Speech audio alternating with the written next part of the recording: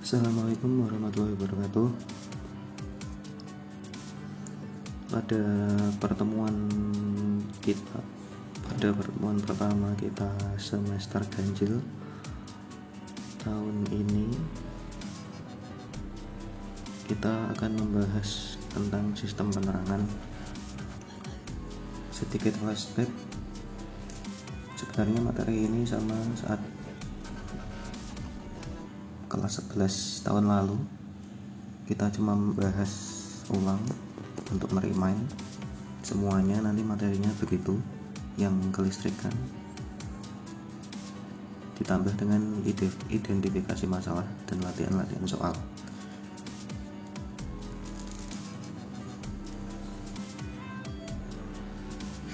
Mari kita pelajari bersama tentang sistem penerangan.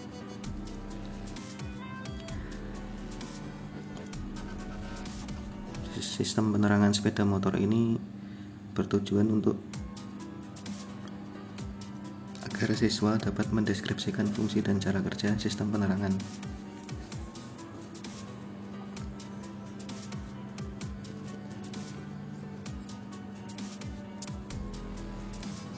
Sistem penerangan dan sinyal adalah secara standar harus dimiliki oleh sebuah kendaraan, termasuk sepeda motor, karena hal tersebut sangat diperlukan untuk keselamatan pengendara dan orang lain. Fungsinya sebagai penerangan jalan dan pemberi sinyal atau tanda kepada pengemudi atau orang lain untuk ketertiban dan keselamatan saat berkendara.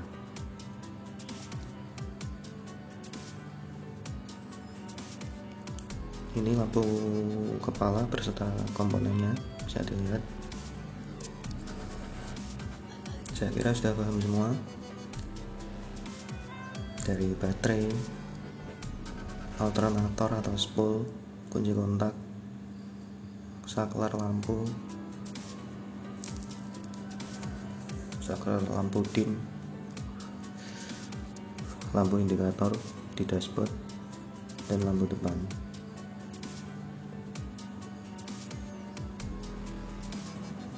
Ini konstruksi dan jenis lampu kepala. Ada yang jenis semi shield beam dan yang jenis shield beam. Kita ke yang semi dulu ya.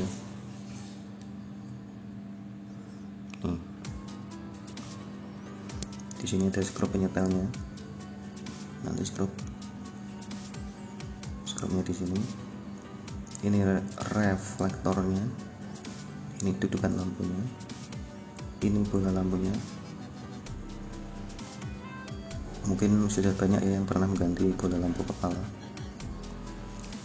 Ini lampu kota, ini penutup sinarnya, dan ini kaca biasnya. Ini yang tipe semi shield beam.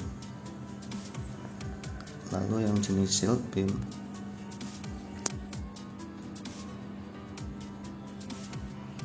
ini reflektornya, ini internal aluminisingnya, ini deep shieldnya, ini lampu utamanya, ini konektornya, ini filamennya di sini,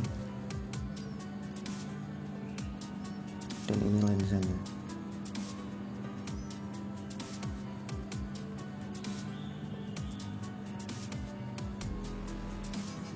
Ini yang lampu jenis shield beam, ada terminal positif negatifnya, kaca kedap udaranya, dan filamen wolframnya.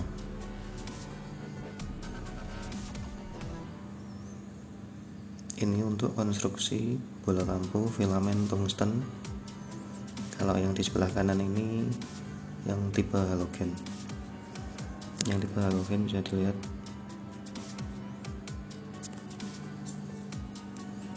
ada kaca kuarsanya,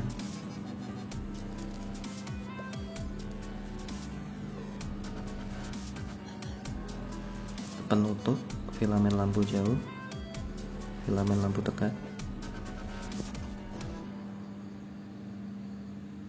itu gas halogennya, dan ini bodinya. Ini untuk lampu jenis shield beam. Untuk lampu tungsten seperti ini bentuknya.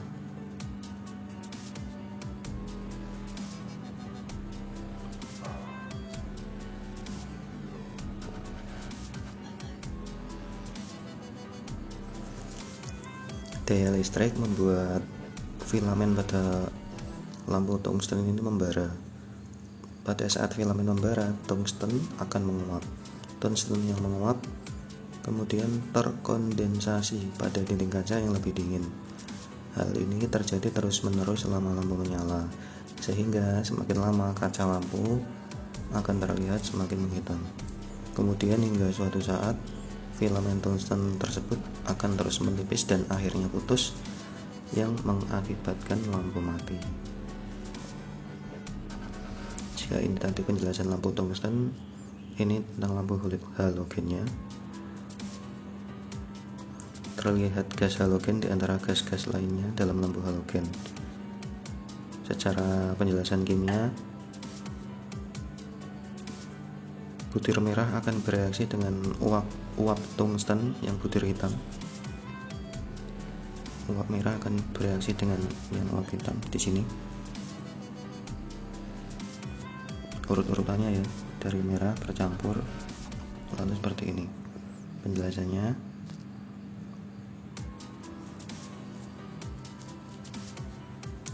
gas halogen yang butir merah bereaksi dengan uap tungsten yang butir hitam, yang kemudian menghasilkan halida tungsten.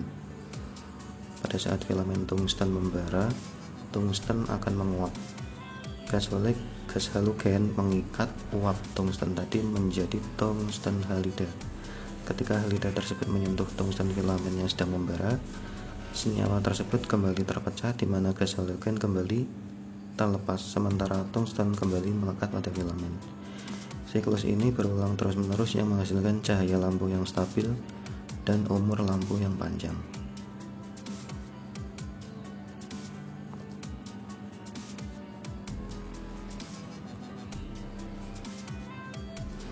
Jari tangan kita selalu meninggalkan sidik jari berupa lapisan lemak tipis.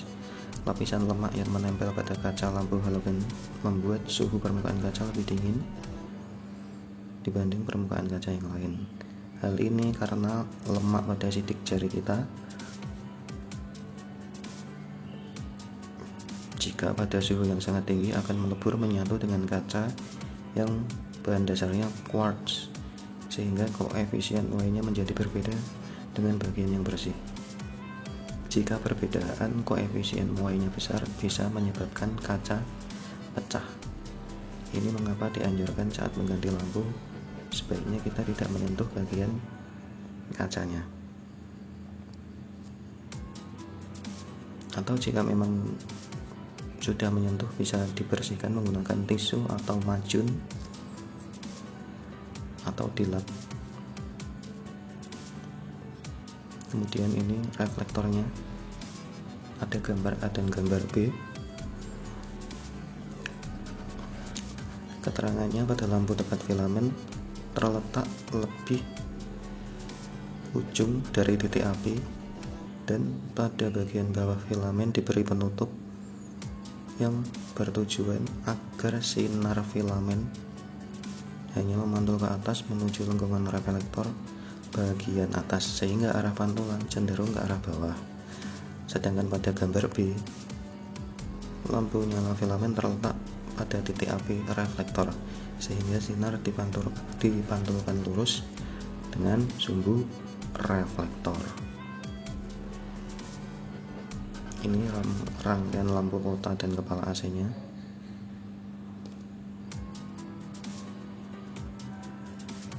Ini yang DC.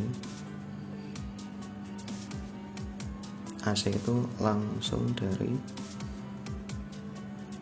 generator AC, sedangkan DC menggunakan baterai untuk sumber dayanya. Lalu ini rangkaian lampu kota dan kepala tanpa saklar.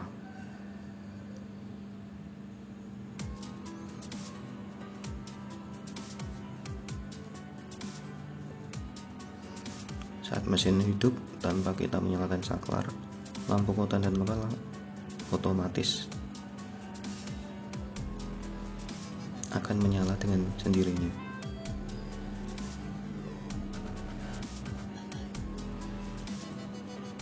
Jadi saat mesin dihidupkan, lampu akan langsung menyala.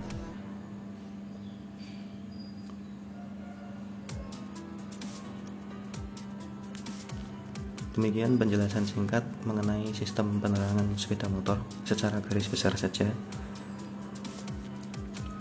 Kurang lebihnya mohon maaf. Sampai jumpa di pertemuan selanjutnya. Assalamualaikum warahmatullahi wabarakatuh.